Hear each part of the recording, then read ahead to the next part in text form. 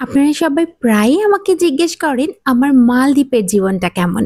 আমি জানি মালদ্বীপ নিয়ে সবারই অনেক ফ্যান্সি ধারণা থাকে, তবে এখানকার লোকাল লাইফ যে কতটা সিম্পল সেটাই আমি আজকে আপনাদের দেখাবো।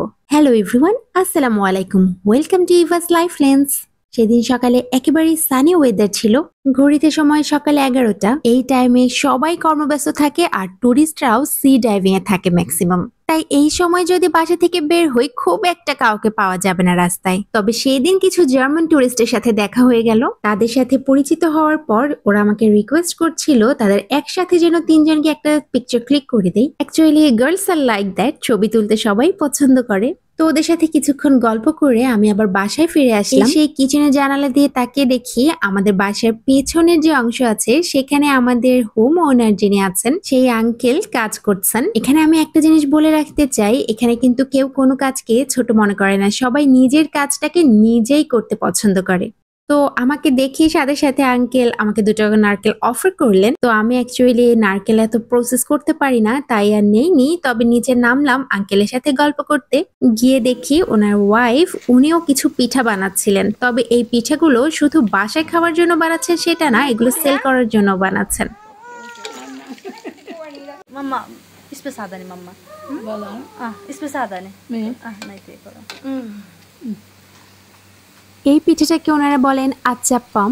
এটা বেসিক্যালি কেরালার একটা ট্রেডিশনাল কুকিজ। কেরালার ভাষায় এই নামটা বলা হয় আর মালদ্বীপেও এই নামটাই প্রচলিত আছে।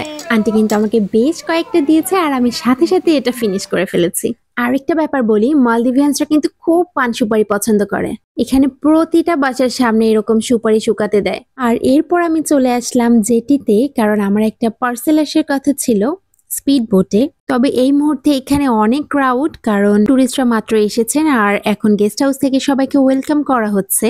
তো আমি ভাবলাম একটা ফেরিও আজকে এসেছে, আপনাদের সাথে এটা শেয়ার করা যাক। মালদ্বীপ যেহেতু বিশাল সমুদ্রের মাঝে ছোট্ট একটা দেশ, দ্বীপগুলো একটা থেকে আরেকটা বেশ দূরেই বলা চলে। এখানে ডে টু ডে লাইফে যত এসেনশিয়াল প্রোডাক্ট আছে সবকিছুই প্রতি সপ্তাহে বেশ কয়েকবার ফেরিতে করে ট্রান্সপোর্ট করা হয়। Gas and other grocery items, drinking water সবকিছু এভাবে সাপ্লাই করা হয়। যেহেতু সমুদ্রের পানি সল্টি, আমরা রান্নার কাজে এই ট্যাপ ওয়াটারটা ডিরেক্ট ইউজ করি না, তবে সেই পানিটা পিউরিফিকেশন করেই দেওয়া হয় ট্যাপে। রান্না বা খাওয়ার কাজ ছাড়া অন্য যে কোনো কাজে আমরা ডিরেক্ট ট্যাপ ওয়াটারটা ইউজ করতে পারি। এখন সব গ্রোসারি শপের স্টাফরা এখানে চলে এসেছেন, সবাই বাগিতে করে ওনাদের প্রোডাক্ট গুলো যার যার শপে নিয়ে চলে যাবেন। আর এখন আমি আপনাদের সাথে সেদিন সন্ধ্যার কয়েকটা ক্লিপ শেয়ার করব। সেদিন সন্ধ্যায় ফিমেল ভলিবল টুর্নামেন্ট ছিল, মালদ্বীপসের national game football. Beside this, মালদ্বীপিয়ানসরা ভলিবল খেলতে বেশ পছন্দ করে।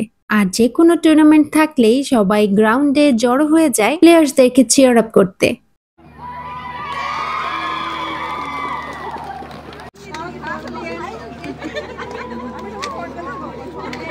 আর এখন আমি আপনাদের সাথে পরিচয় করিয়ে দেব আমার মালদ্বীপিয়ান কয়েকটা ছোট্ট ফ্রেন্ডের সাথে। My name is Balgish.